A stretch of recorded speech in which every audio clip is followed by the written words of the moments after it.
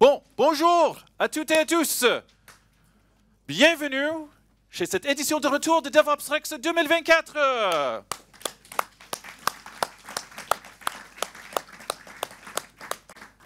Moi, je suis Dan, je suis l'MC de sauvetage aujourd'hui. Si vous avez déjà eu l'opportunité d'assister à un événement DevOps Rex dans le passé, vous connaissez bien sûr notre MC Aurore. Malheureusement, elle est malade aujourd'hui. Donc, je suis surtout avec vous, parmi vous, devant vous, au minimum aujourd'hui, pour assister et finalement aussi contrôler cet événement un petit peu. Encore une fois, moi je m'appelle Dan. Oui, j'ai un joli petit accent. Non, je ne suis pas allemand. Voilà. OK, très bien. Alors, on a beaucoup de choses planifiées pour ces 2 jours ensemble. Comme vous avez pu constater, bien sûr, nous sommes en colocation avec une autre conférence qui s'appelle le quoi? C'est OSX, c'est quelque chose. Oui, voilà. C'est le Open Source Experience. Voilà.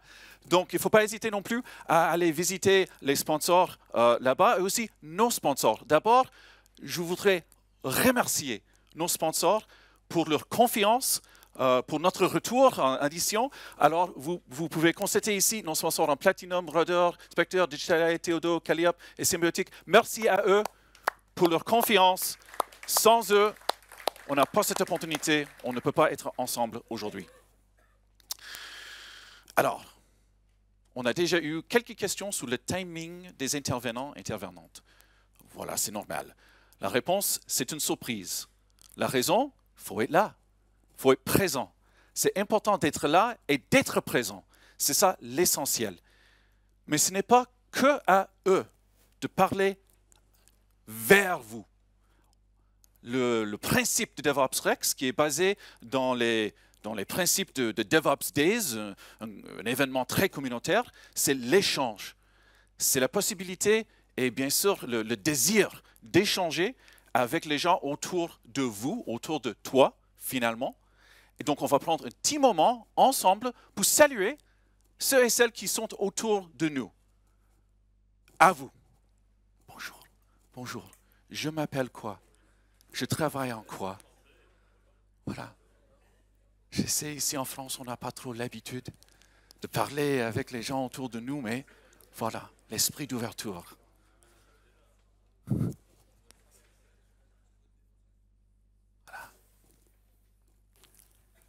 C'est murmure, c'est murmure. Pour ceux et celles vers le fond, je ne vois pas des discussions. Je vois les têtes sur les téléphones. Hein? Ah, je vois tout, hein. Bonjour, bonjour, bonjour. Bonjour, moi je suis Daniel. Bonjour. Boris, enchanté. Bonjour, bonjour, bonjour. Nicolas, bonjour, très bien. Et ça va, Jérôme? Très bien. Ça va, Julien? Enchanté, enchanté. Voilà comme c'est facile. Hein? Et voilà. Hello, bonjour. Hey, how's it going? Et voilà. Très bien. Donc, on va continuer dans cet esprit tout au long de la journée aujourd'hui, même demain aussi. Il ne faut pas hésiter d'échanger, de parler, de discuter et découvrir surtout les personnalités autour de vous. Ça, c'est extrêmement important.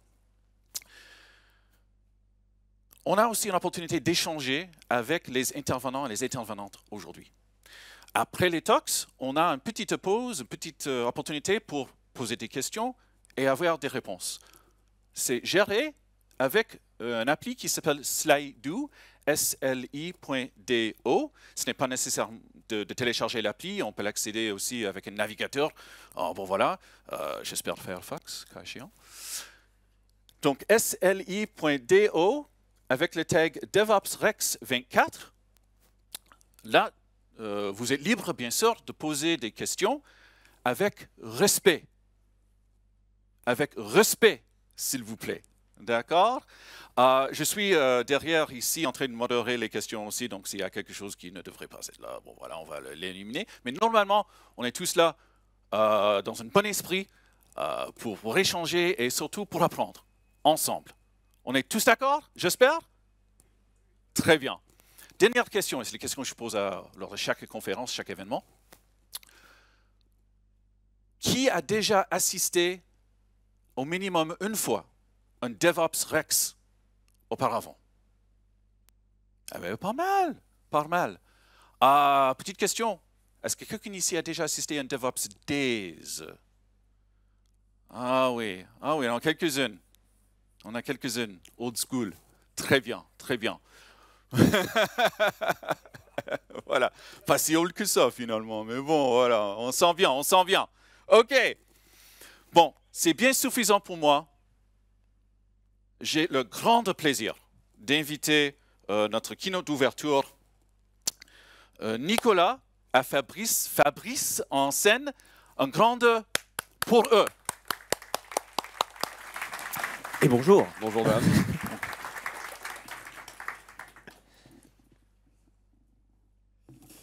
C'est parti. Bonjour à tous. Bonjour à tous. Donc, C'est moi en fait, pardon. Je me présente, donc je m'appelle Nicolas, je suis directeur de la Digital Factory chez BPI France et cofondateur de TechRox, la communauté des leaders de la tech. Peut-être que certains y étaient hier et avant-hier, c'était le summit que l'on tient tous les ans. Voilà, et donc moi c'est Fabrice, je suis le cofondateur de Théodo, je suis aussi le co-auteur d'un livre qui s'appelle The Lean Tech Manifesto et j'ai contribué à la création du Meetup Paris DevOps en 2010. Voilà, alors l'histoire qu'on a envie de vous partager, elle démarre fin 2019.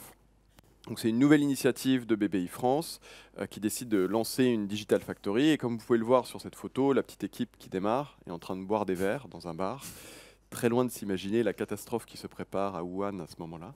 Et donc très loin de s'imaginer que bientôt, prendre des verres dans un bar sera vraiment un lointain souvenir. Et effectivement, parce qu'on est à quelques semaines de l'arrivée de la crise Covid en France, et donc du confinement. Et une des grandes inconnues au moment du confinement, c'est comment les entreprises qui ont fermé vont réussir en fait à traverser cette crise. Et c'est là que BPI France, via la Digital Factory, a été missionné par l'État français pour pouvoir construire le plus rapidement possible une plateforme pour pouvoir garantir des prêts pour toutes les entreprises le plus vite et le plus fiablement possible pour que leur permettre de survivre pendant cette phase qui allait être extrêmement complexe. Et le résultat a été assez dingue parce que on s'est retrouvé en quelques jours. On a été missionné un jeudi soir. On devait rendre disponible en prod la plateforme le mercredi matin. À partir de rien. La question qui s'est posée, c'est comment est-ce qu'on peut le faire rapidement? Et on avait cette chance d'avoir ce début de Digital Factory qui était vraiment sur ces principes d'avancer rapidement dans l'innovation et se dire, en mettant tout le monde autour de la table, quand je dis tout le monde, je parle du dev jusqu'au DG adjoint de BPI France, dans les mêmes groupes de discussion, comment on arrive à construire le design, donc le parcours, la plateforme, la tech, faire intervenir l'ANSSI pour la sécurité et faire en sorte que le mercredi matin, ouverture de la plateforme, on se retrouve à avoir toutes les entreprises, tous les entrepreneurs, tous les patrons qui viennent dessus et qui, dans les 24 premières heures, viennent garantir près de 1 milliard d'euros de prêts 100% online pour pouvoir avancer. Je vais prendre le... Donc, gros premier succès. Et maintenant, la question, c'est de se dire, on s'est concentré pendant 5 jours, on a démontré qu'en se concentrant sur l'expérience utilisateur pour faire quelque chose de simple, qui est fonctionnel, qui permet rapidement de répondre à des vrais problèmes, de se dire comment est-ce qu'on va plus loin, plus vite, comment on scale. 4 ans plus tard, on est près de 300. Donc c'est top, on a plein de produits, plein d'enjeux. Et en même temps, le souvenir du prêt garanti par l'État, du PGE, est un souvenir un peu lointain. Lointain parce que aujourd'hui, enfin pas aujourd'hui, mais 4 ans plus tard, on s'est retrouvé à petit à petit apporter moins de valeur, peut-être se poser moins les bonnes questions, les bons enjeux, à plutôt écouter ce que nous demandent les métiers, à essayer de faire des développements de qualité, certes, mais tendre vers un fonctionnement plutôt en mode agence, alors même qu'on est là pour essayer de bousculer les choses et penser enjeu, penser impact, penser client, utilisateur. Et donc, on va vous partager 4 exemples de transformations assez profondes qui nous paraissent des moments ou des stratégies importantes dans le fonctionnement de cette Digital Factory pour essayer d'apporter de la valeur auprès de nos clients. Le premier point est très lié à l'organisation et au fonctionnement et au rapprochement même entre comment faire en sorte que les métiers travaillent correctement avec la tech et le produit. On a un bon exemple pour ça, qui est assez révélateur, c'est l'IA. L'IA générative, on en parle tous et toutes. Et globalement, le premier sujet qui est venu quand on a parlé d'IA, c'est les chatbots. Ah, on peut faire un chatbot comme ci, on peut faire un chatbot comme ça, on va mettre les documents, on va gagner du temps, Donc ça, on en a eu beaucoup, hein, des propositions comme ça. Passionnantes, mais on ne sait pas trop quel problème ça vient résoudre. L'idée a été de se dire comment est-ce qu'on arrive à trouver le bon lien. Comment est-ce qu'on retrouve cette cohérence entre le métier et la tech et le produit. On a créé des postes, des collaborateurs qui sont ce qu'on appelle des pilotes digitaux et qui ont cet avantage d'avoir un double rattachement, qui sont dans leur métier d'origine, experts de leur business, de leurs enjeux, de leurs KPI, et en même temps rattachés au digital, de véritables ambassadeurs de la culture du digital, de l'approche, des questions qu'on va se poser et des challenges que, en faisant un vrai, avec les product managers, avec les PM, en étant de véritables sparring partners, se poser des bonnes questions, se dire mais en fait pourquoi on veut faire, quels enjeux, quelles problématiques on veut résoudre. Et donc ces pilotes digitaux associés au PM sont là pour ensuite faire diffuser aussi bien au sein de l'entreprise que dans les équipes les bons enjeux, la bonne culture et les bons sujets. Ça aboutit comme premier exemple à une première victoire, super intéressante, un bon exemple en tout cas de réussite sur ce que c'est que se poser les bonnes questions. On s'est posé la question dans toute la partie, les métiers de l'investissement. Comment est-ce qu'on peut aider les chargés d'affaires à gagner du temps quand ils font une note de synthèse, quand ils rencontrent des entreprises. Ils vont passer 4 heures à écrire une synthèse pour passer ensuite en comité d'investissement, des choses comme ça. Comment est-ce qu'avec l'IA, on peut leur faire gagner ce temps précieux, ou en tout cas une partie de ce temps précieux. Et le résultat, ça a été 1h18 de gain sur les 4 heures pour pré-remplir toute une partie des documents qui ne sont pas forcément à plus grande valeur ajoutée, à haute valeur ajoutée. Mais pas uniquement pré-remplir, c'est leur faire se poser des questions. Est-ce que tu as parlé du CTO? Est-ce que tu as parlé de la technologie? Est-ce que tu as parlé de ci, de ça?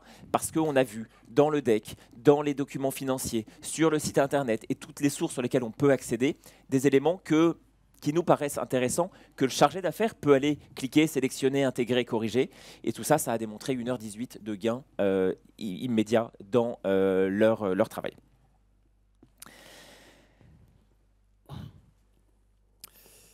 Et donc je pense que c'était très important comme premier exemple de parler de valeur, parce que ça sert à rien de courir quand on court dans la mauvaise direction.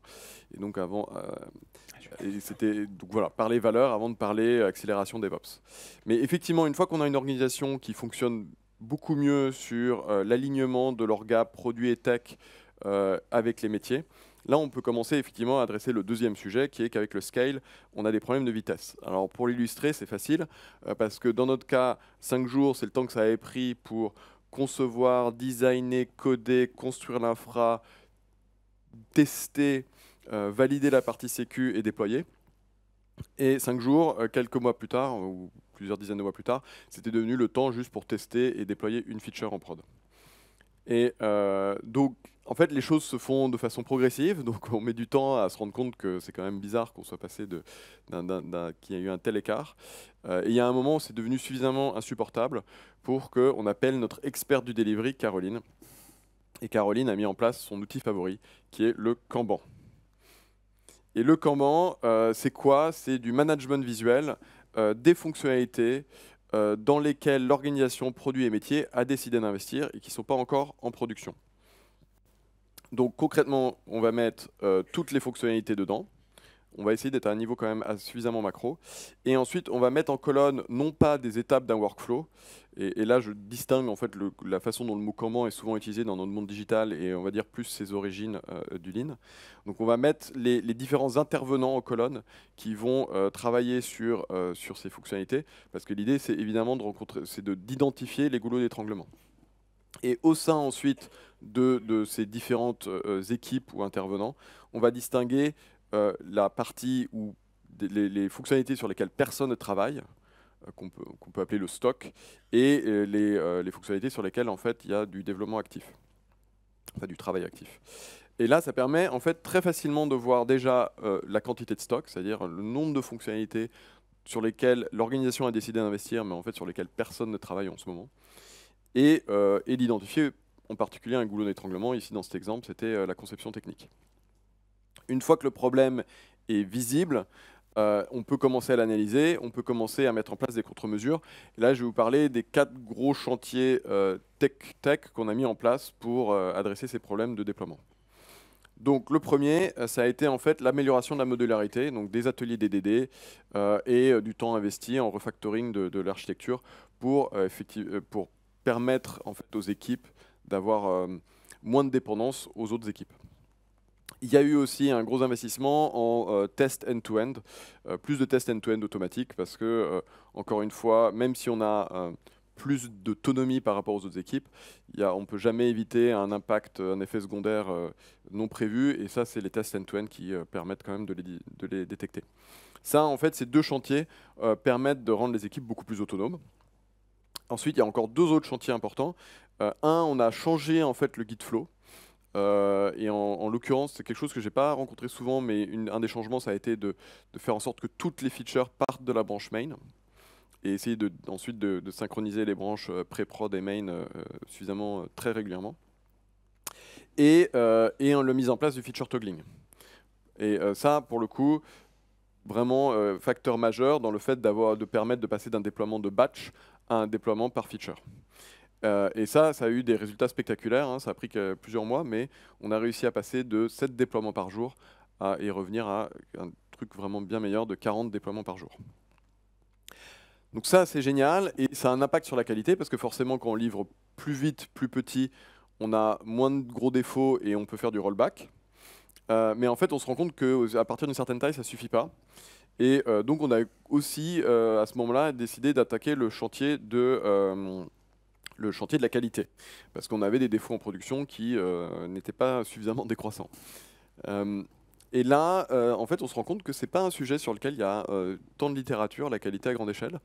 Et on a pas mal cherché, et on a été inspiré finalement par un livre qui n'a rien à voir avec notre métier, qui est un livre écrit par quelqu'un qui s'appelle Sadao Nomura. Et alors le titre est génial, c'est The Toyota Way of Dantotsu Radical Quality Improvement.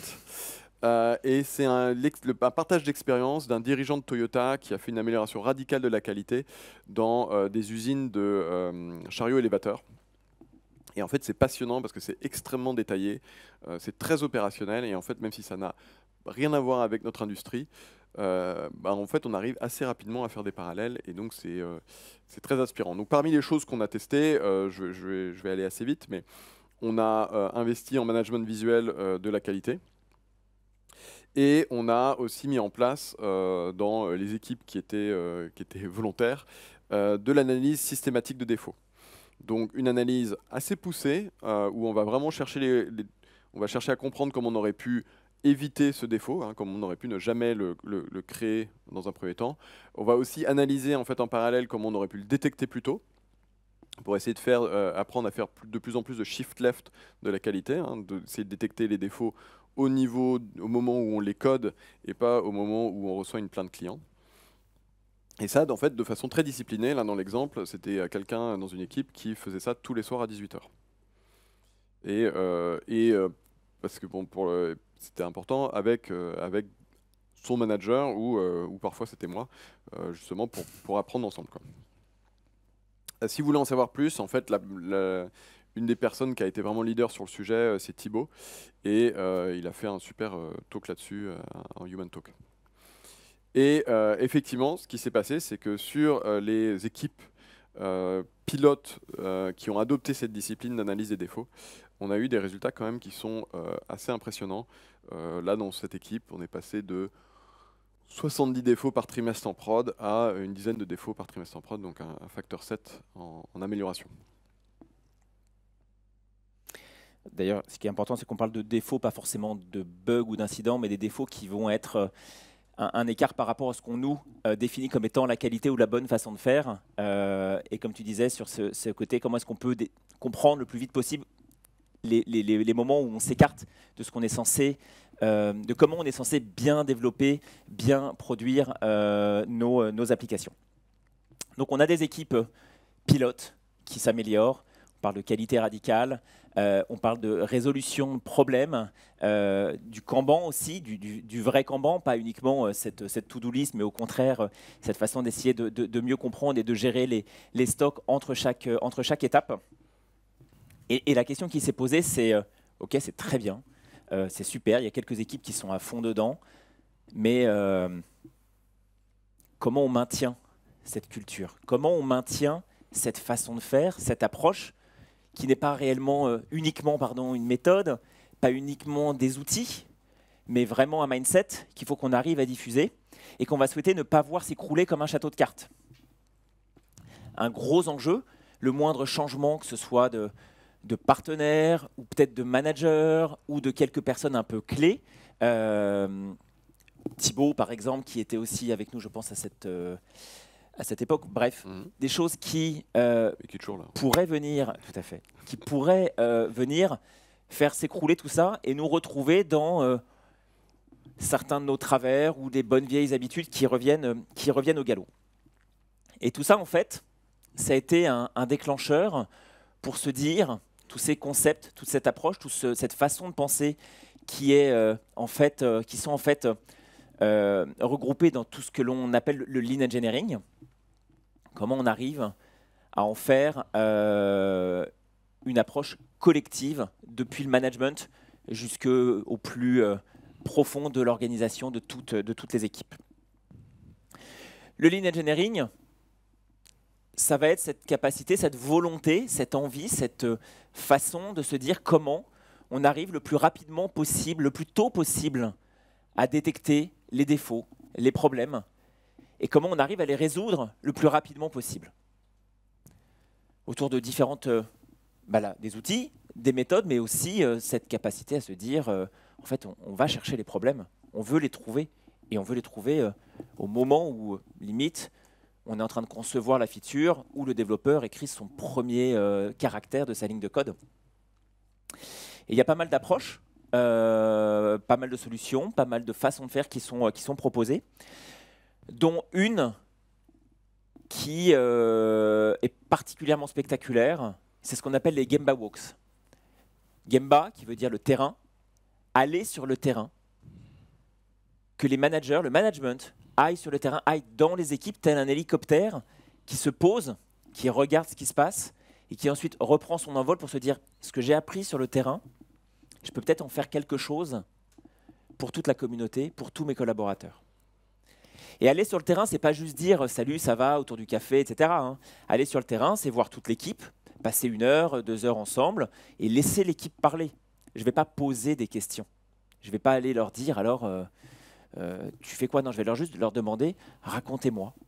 C'est quoi votre dernier sprint? C'est quoi vos enjeux? Quels sont vos enjeux? Vos problèmes?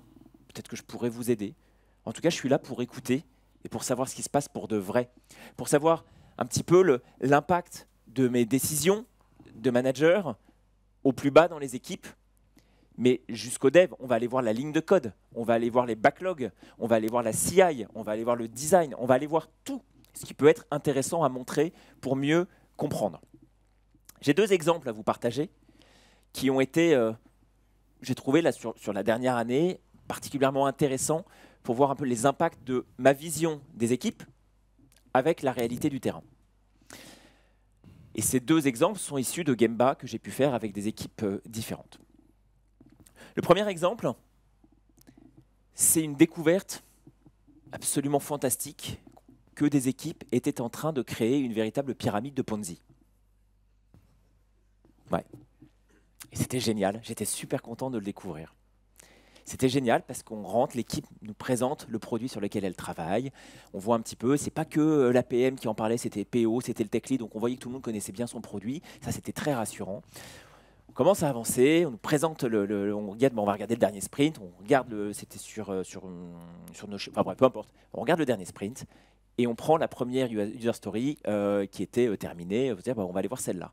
Collectivement, l'équipe a fait peut-être pas celle-là, c'est compliqué, on va voir une autre. Du coup, on va voir celle-là.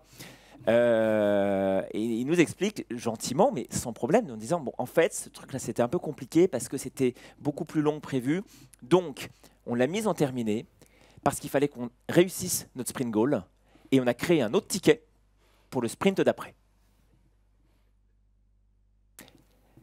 Poker face.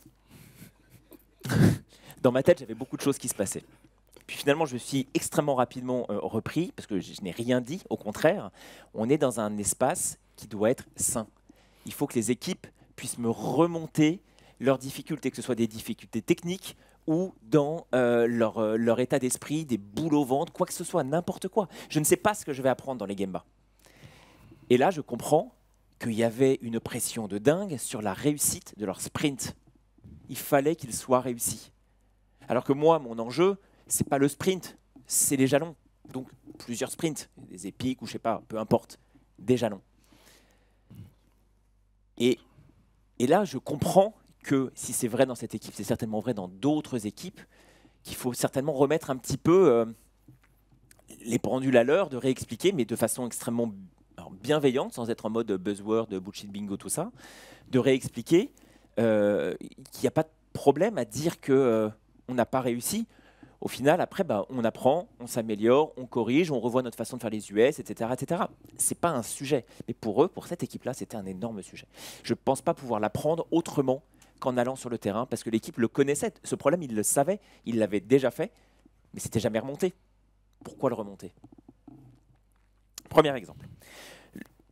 Le deuxième, c'est une autre équipe qui, là, en Gemba encore, se plaint de problèmes de temps sur la qualité passée, sur la dette technique, et qui me disent on n'arrive pas à passer vraiment les bonnes choses, parce qu'en fait, toi, Nicolas, et les deux me montrent du doigt, me disent tu nous demandes de justifier tous nos développements sur l'impact qu'il y a auprès des utilisateurs à la fin, les KPI, les KPI, les KPI.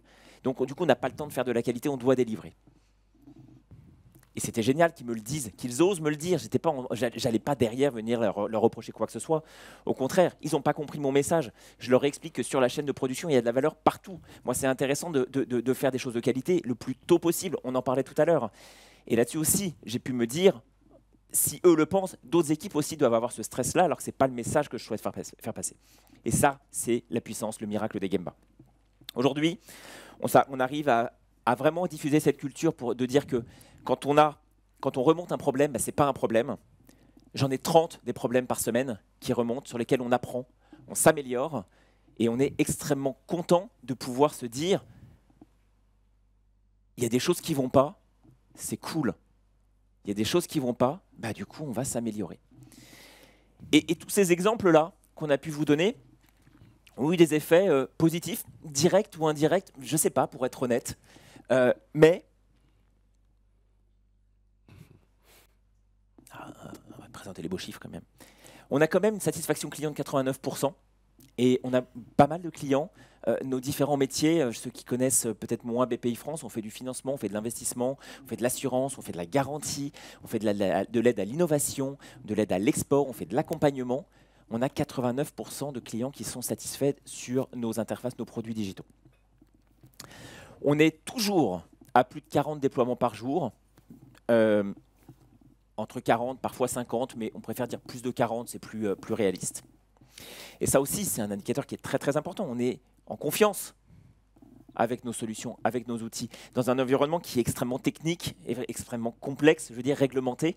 On y va. Et enfin, et c'est le plus important pour moi, le taux de recommandation des collaborateurs. On est près de 300. Il est à plus de 50, le INPS, donc c'est entre moins 100 et plus 100. Il est convenu qu'à partir de moins 10, le INPS est considéré comme bon. On est à plus de 50, on est ravis. ça, on a aussi cette chance, et j'ai le co-auteur à ma gauche, d'avoir aussi pour nous un livre de référence qui regroupe un peu toute cette approche très liée à l'engineering et au lean, qui est le Lean Tech Manifesto, qui était vraiment cette façon de faire, d'avancer, de travailler que l'on poussait depuis pas mal de temps, vous l'avez sorti il y a moins d'un an, je crois, ce livre-là. Il y a moins d'un an, c'était en avril. Qui regroupe beaucoup de choses, et face à une direction, face à un management, face à une DSI qui est organisée autrement, avec du safe, etc., et qui fonctionne bien, c'est pas le sujet, mais on a un livre qui fait plus référence et qui correspond, nous, à notre recherche d'impact, de valeur, sur lequel on peut dire, voilà ce sur quoi on s'appuie. Je ne peux que vous recommander de le lire. Merci beaucoup. Merci beaucoup. Pas mal. Et merci à toi. Est-ce que vous avez il y a peut-être des questions?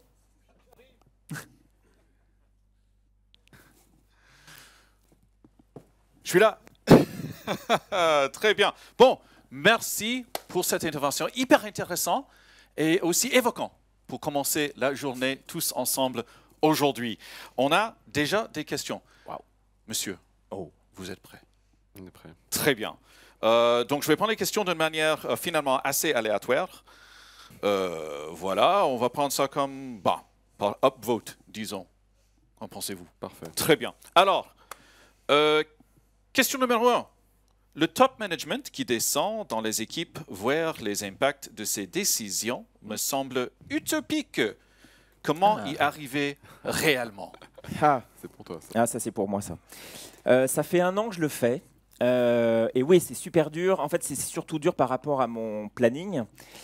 Et surtout, c'est que c'est moi qui les déclenche, qui l'organise et qui vais presque décider quelle équipe je vais aller voir. Je n'ai pas demandé à quelqu'un de s'occuper de mon planning. Pour moi, je n'ai pas d'assistante, j'ai pas tout ça, donc je le fais. Et je pense que d'ailleurs, c'est la bonne approche que j'ai eue, parce que sinon, j'aurais eu du mal. Donc déjà, c'est utopique quand on n'est pas dans la dynamique de vouloir ancrer la culture du lean engineering au sein des équipes. Je suis sponsor du truc, c'est moi qui ai voulu qu'on fasse cette accélération pour que toutes mes équipes aient cette démarche et cette façon de penser. Donc je suis quand même le principal promoteur. Donc je me suis organisé au départ pour voir une équipe par mois, puis 2 équipes par mois. J'ai un objectif de passer à 4 équipes par mois, donc 1 par semaine. C'est 1 heure avec un petit peu de débrief après. Il n'y a pas de préparation. Les équipes n'ont rien à faire, juste à montrer ce qu'elles font. Donc c'est quand même 1 heure, toujours compliqué à trouver dans une semaine, mais sur globalement presque une trentaine d'équipes que j'ai, ça me permet de faire un roulement sur l'année et de voir tout le monde. Donc c'est utopique quand on n'est pas du tout au fait de ça. Et une fois qu'on le fait, c'est comme du sport, comme quoi que ce soit, on le fait régulièrement. Quand je ne le fais pas, ça me manque. Et voilà, très bien, merci pour ça. Alors, on attend encore pour notre question, si vous me permettez, bien sûr. Vous faites 40 déploiements par jour, mais sur combien d'applications? Sur combien de services, plutôt? Combien de services? Je n'ai pas les chiffres exacts, il y a quoi, une centaine de services à peu près? Alors, si on les regroupe par produit, en fait, on a une vingtaine de produits au sens utilisateur, et ça fait 70 services si on fait ce découpage, mais qui sont regroupés. Donc, on a plutôt coutume de prendre de faire le découpage par produit, et donc d'être globalement en moyenne à 2 mises en production par produit par jour. Ce qui est déjà pas mal. Ouais. Bon, voilà, on est tous d'accord, j'espère. C'est déjà pas mal. Voilà, ok, très bien. Il y a eu du travail. Ouais. Il y a de taf à faire, j'imagine. Voilà. Très bien. Il n'y a qu'à avoir une CI, c'est réglé. Très bien, très bien. Les supports de présentation seront-ils disponibles? Ça, c'est une bonne question. C'est une bonne question. Les vidéos, oui, après. Et le sport, on verra. On verra bien. Bonne question, merci. Voilà. Mark has answered. Alors, 40 déploiements par jour.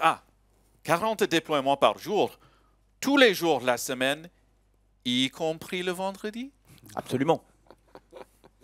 Du lundi au vendredi, donc 40 déploiements par jour en jour ouvré, lundi au vendredi. Oui.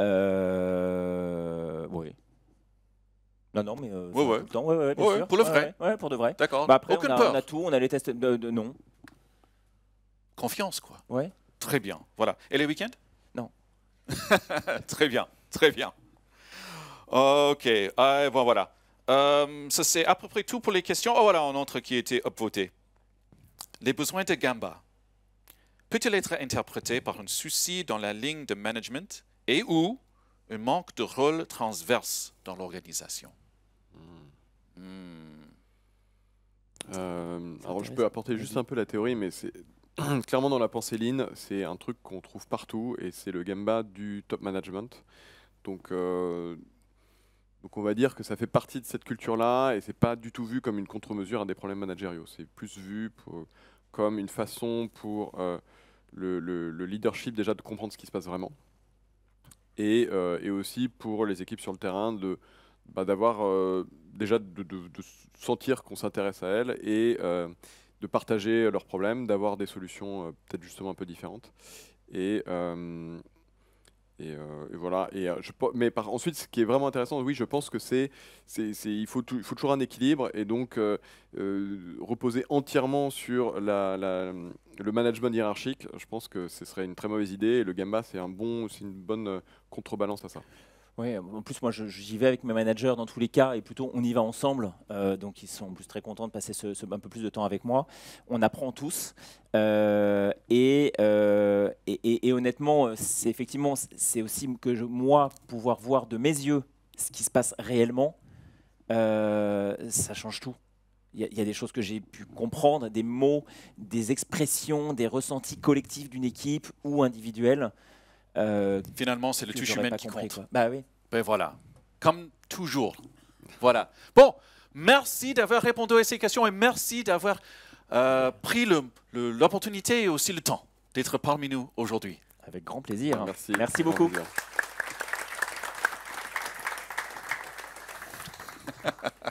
Excellent.